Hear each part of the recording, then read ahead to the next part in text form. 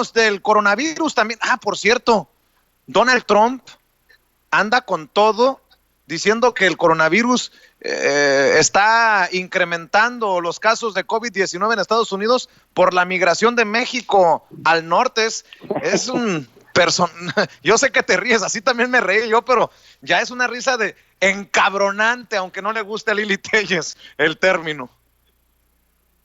Mira, desafortunadamente los demócratas se obstinaron en poner a un candidato muy oscuro como Joe Biden, y la verdad es que no dejan una opción como para ponernos felices con una futura derrota de Donald Trump. Lo que sí, yo ya lo he demostrado aquí con argumentos y con números sin censura,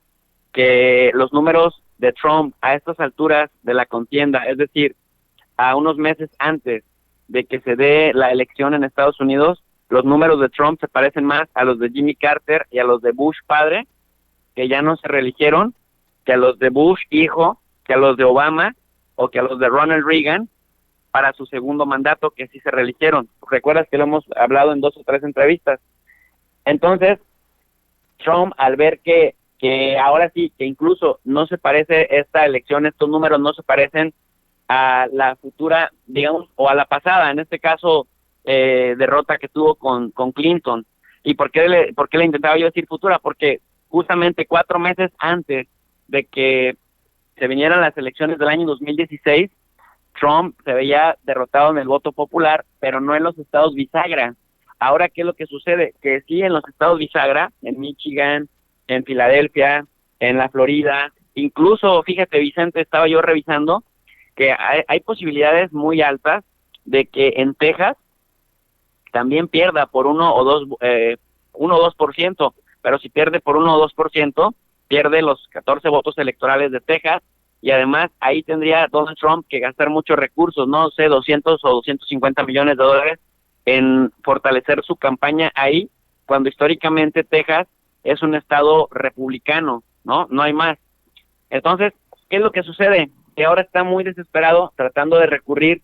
a muchos discursos, incluso ridículos, como el hecho de ignorar que Estados Unidos tiene oficialmente más de 4 millones de contagios acumulados y que ya va por los 145,000 muertos, y que llega a haber días en los que se contagian hasta 70 o 75,000 personas en Estados Unidos, o sea, diariamente. Entonces, y que en gran medida esto se debe a la irresponsabilidad de haber regresado del confinamiento de manera temprana cuando no se tenía nada controlado, y cuando además estuvo presionando a gobernadores afines a él, sobre todo de los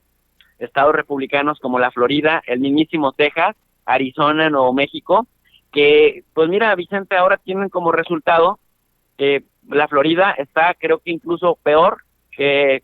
cuando empezaba el COVID en Nueva York, allá por abril. Entonces, me parece que es ridículo, y lo más interesante de esto es que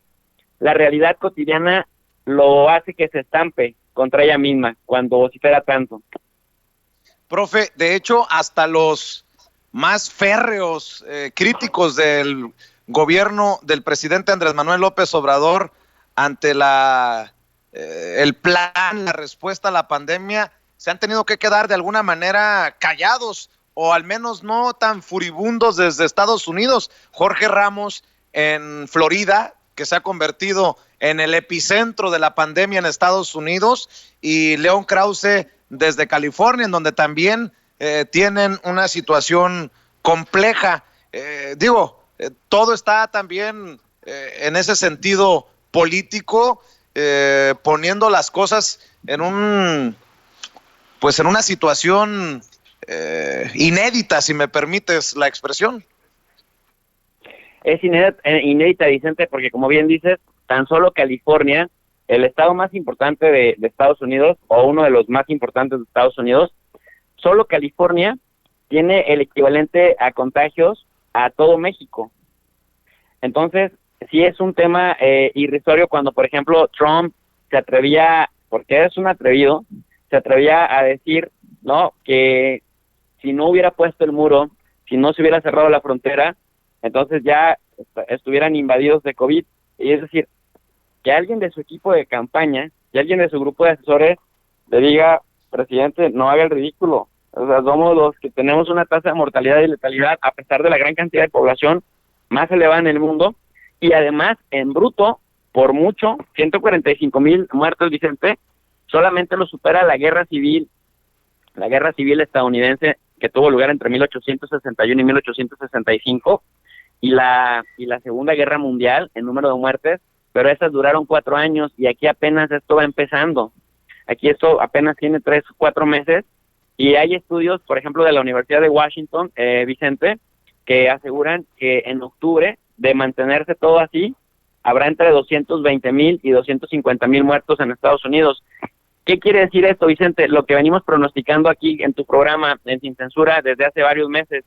que Trump, cuando empezó enero, cuando empezó febrero, parecía que caminaba tranquilo hacia la reelección, pero que una cosa lo podía afectar, y que era un mal manejo del COVID-19. Tú recuerdas que aquí lo hemos estado advirtiendo,